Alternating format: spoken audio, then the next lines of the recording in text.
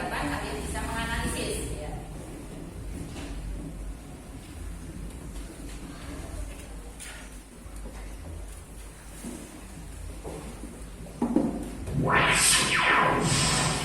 Ini semoga anak-anak bisa melihat ke sana semuanya. Mungkin posisi duduknya bisa menghadap ke sana dulu.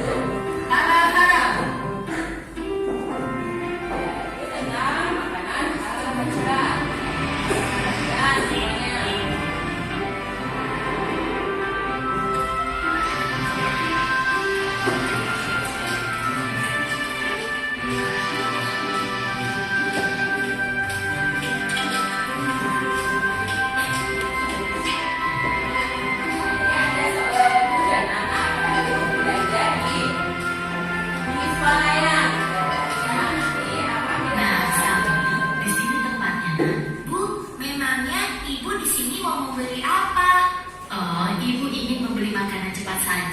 Beberapa bumbu masak, sayur, dan juga buah pil hijau kesukaan kamu, Samil. Kalau begitu, Samil bantu memilih ya, Bu.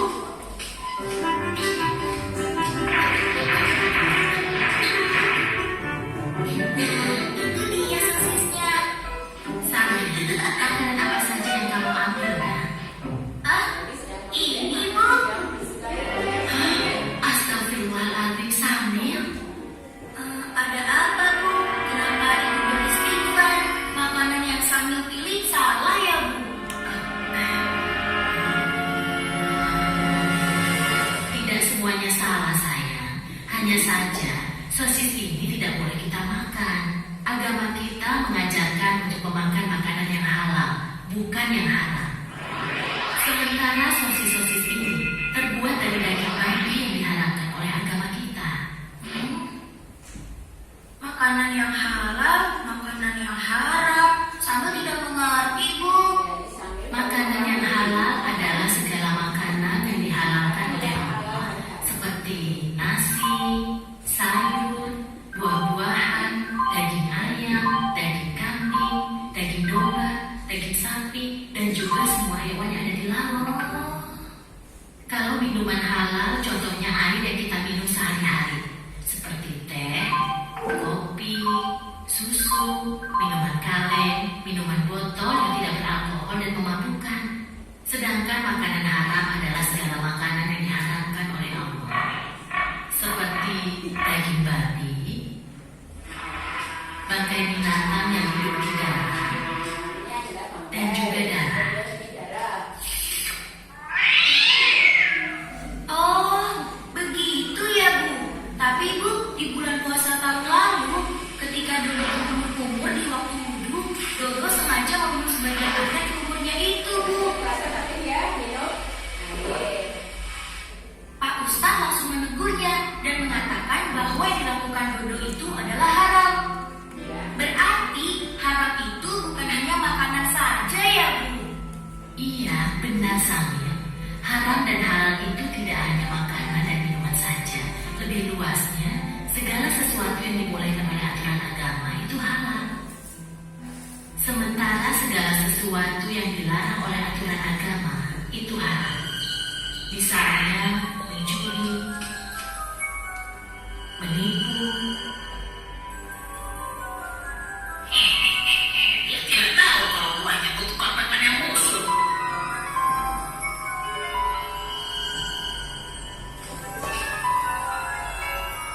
Berbohong dan durhaka terhadap kedua orang tua kita. Nah, sekarang kamu sudah paham, kan? Oh iya, sepertinya belanjaan kita sudah cukup. Ayo kita kasih. Kalau begitu, kembalikan sosis itu, lalu kita pergi ke kasir. Ayo, siapa tahu, Bun.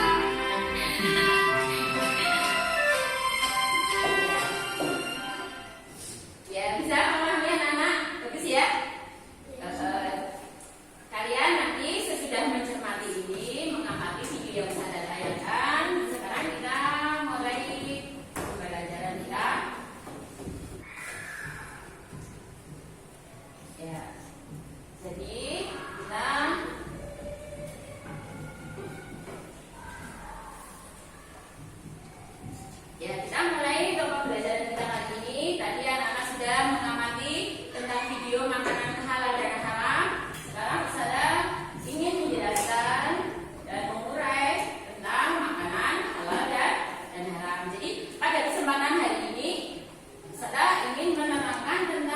makanan halal dan haram. Nah, makanan halal adalah makanan, pengertiannya makanan dalam bahasa itu adalah at-ta'am. Ya, ini at-ta'am ini adalah berasal dari bahasa Arab ya, yang artinya makanan. Kemudian al-atimah itu jamak dari ta'am, yaitu yang artinya makanan. Kemudian pengertian halal itu berarti ya dibolehkan, sebagaimana tadi tayangan videonya ya. Makanan yang halal adalah semua makanan yang dibolehkan. Halal itu boleh. Sedangkan menurut istilah makanan halal artinya semua makanan yang boleh dikonsumsi oleh manusia sesuai dengan syariat Islam. Apa landasan hukum atau dalil yang dibolehkannya memakan makanan halal? Siapa bisa? Yaitu Al-Quran surat Al-Baqarah ayat 168 yang berbunyi A'udzubillahi minasyaitonirrajim. Bismillahirrahmanirrahim. Ya ayyuhan nas kulu mimma fil ardi halalan thayyiban wa la tattabi'u khutuwatis syaitan innahu lakum aduwwun mubin. Yang artinya makanlah apa-apa yang ada di bumi yang halal lagi baik, dan janganlah kalian mengikuti langkah-langkah syaitan, karena syaitan itu adalah musuh yang nyata bagimu. Nah, ini adalah landasan di mana kalian sebagai manusia untuk memakan makanan yang halal, yaitu ini dalil di mana manusia itu harus mengkonsumsi makanan yang halal. Jika anak-anak bisa dipahami ya. Coba sekarang anak-anak bisa melafalkan ayat ini. Ya, sama-sama. A'udzubillahi minasyaitonirrajim. Bismillahirrahmanirrahim. Ya ayyuhan nasu kulu mimma fil ardi halalan thayyiban wa la tattabi'u khutuwatis syaitan innahu lakum aduwwun mubin. Ya, jadi sini anak-anak bisa tahu ya, kenapa kok kita harus mengkonsumsi makanan yang halal. Itu karena perintah Allah. Gitu ya, Nak? Kemudian yang kedua, kita akan mempelajari macam-macam makanan halal. Jadi makanan halal itu ada 3 kategori. Yang pertama, halal lidzatihi. Halal lidzatihi adalah halal karena zatnya atau asalnya itu sudah halal. Contohnya apa, Nana? Ayo, makanan yang halal karena zatnya sudah halal. Contohnya makanan pokok ya, termasuk ayam bakar ya. Jadi makanan pokok apa saja? Nasi, terus roti, terus gandum, singkong, jagung, itu makanan pokok. Kemudian ada lauk pauk. Ayo, bisa nyebutkan lauk pauk? Ayam goreng, telur, daging sapi, terus apa lagi? Sate, bisa? Ya, itu ya. Kemudian juga ada sayuran, sayur mayur, apa udah? Sayur mayur, bayam, wortel, kemudian apa ada? Kangkung, terus apa lagi? Loncang juga bisa ya. Kalau sudah jadi sayur, nanti sudah dimasak, itu nanti sayur lodeh, sayur asem, sop, gitu ya. Ya, itu halal lidzatihi, halal karena zatnya. Kemudian yang kedua, yaitu halal cara memperolehnya. Cara memperoleh bagaimana kita mendapatkan makanan halal tadi? Mungkin dengan cara apa? Kita bekerja. Ya, kalau seandainya coba bapakmu jadi apa? Habis bapakmu jahit. Nah, dengan menjahit kan mendapatkan uang, kemudian bisa membeli makanan. Lah, itu halal. Kemudian Atika, bapakmu sebagai apa? Atika, bengkel ya. Ya, mungkin bisa dengan itu dia mendapatkan mendapatkan uang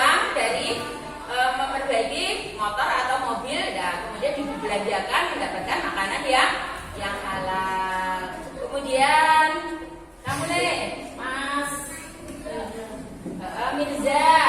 Misalnya Mas Mirza bapaknya sebagai guru, maka dia akan mendapatkan gaji dari guru, kemudian membeli makanan, mendapatkan gaji untuk membeli makanan, dibelanjakan ke makanan halal, artinya juga halal cara memperolehnya.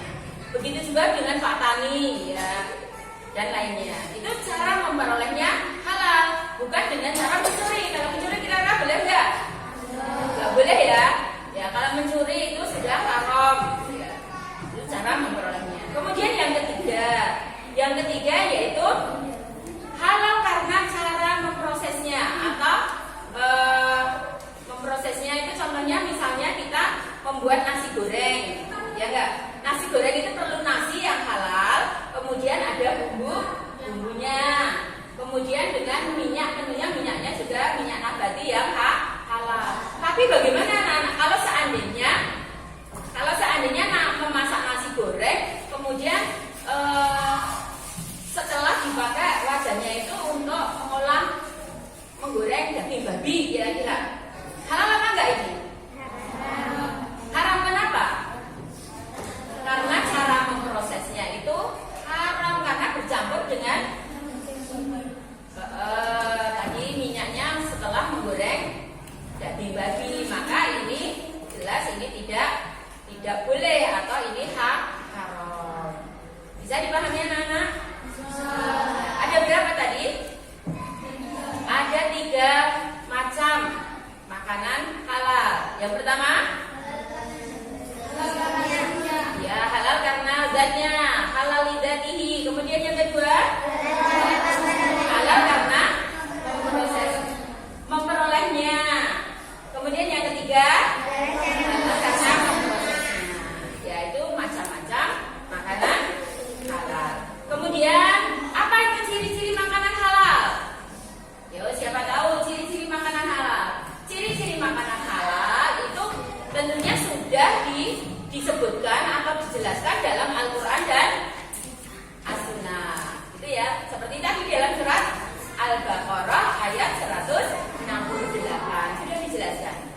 Itu cirinya yang pertama. Kemudian ciri yang kedua, manusia. Jadi kalau makanan halal itu tentunya membuat badan kita menjadi sehat. Karena memang Islam itu mengajarkan kita untuk sesuatu yang baik dan mengajarkan kebaikan. Maka dengan memakan makanan halal itu badan kita sehat, tidak sakit.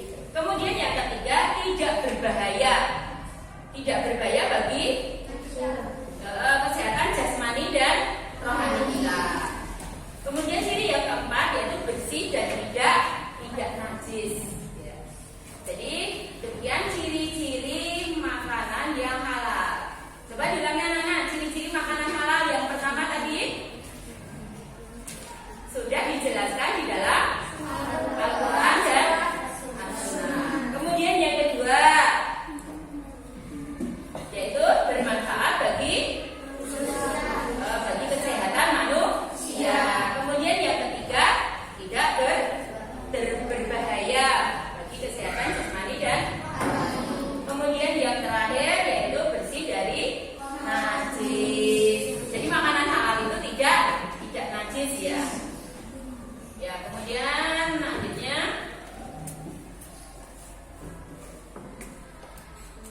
apa manfaat kita membiasakan mengkonsumsi makanan yang halal? Jadi manfaat kita mengkonsumsi makanan halal yaitu satu, terhindar dari murka Allah. Kalau seandainya kita melaksanakan perintah-perintah Allah, kira-kira apa yang diharapkan dari manusia itu? Biar kita tidak mendapatkan murka dari Allah. Ya, tentunya akan mendapatkan pahala. Gitu ya, Nak? Kemudian yang kedua manfaatnya terpeliharanya kesehatan kita. Jadi kalau kita sudah biasa mengkonsumsi makanan halal ya, kita mengkonsumsi makanan halal terus, itu akan terpelihara kesehatan kita. Kita tidak mudah sakit ya. Kemudian yang ketiga apa? Kira-kira ada yang bisa mengasih manfaat kalau kita membiasakan mengkonsumsi makanan halal? Ya bisa. Tapi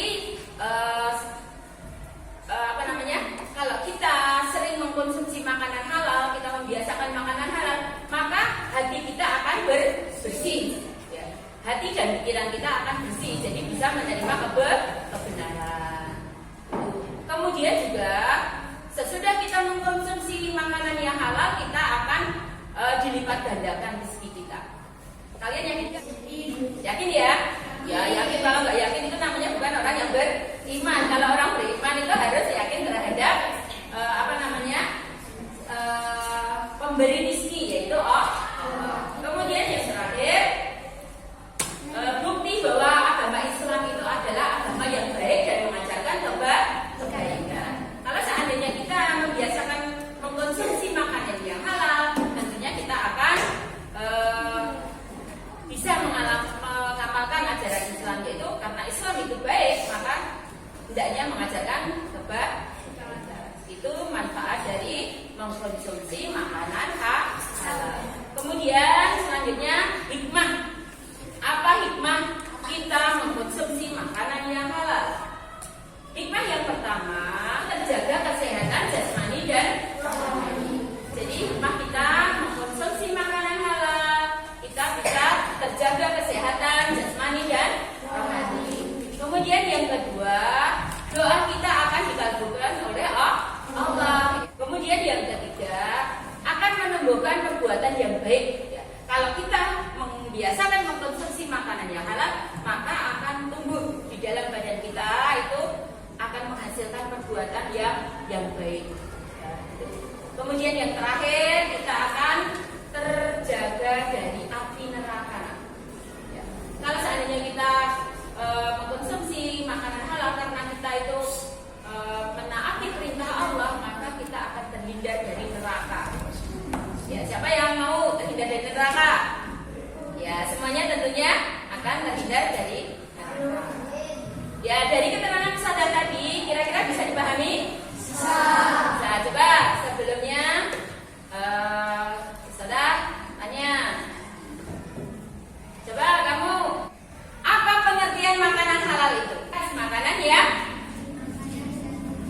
dibolehkan dikonsumsi oleh manusia. Sebutkan apa manfaat kita mengkonsumsi makanan yang halal. Manfaatnya kalau itu tadi 5.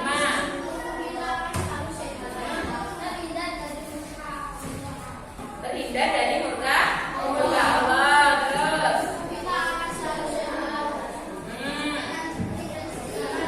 hati dan pikiran kita bersih.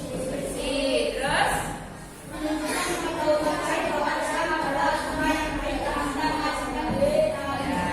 jadi bukti bahwa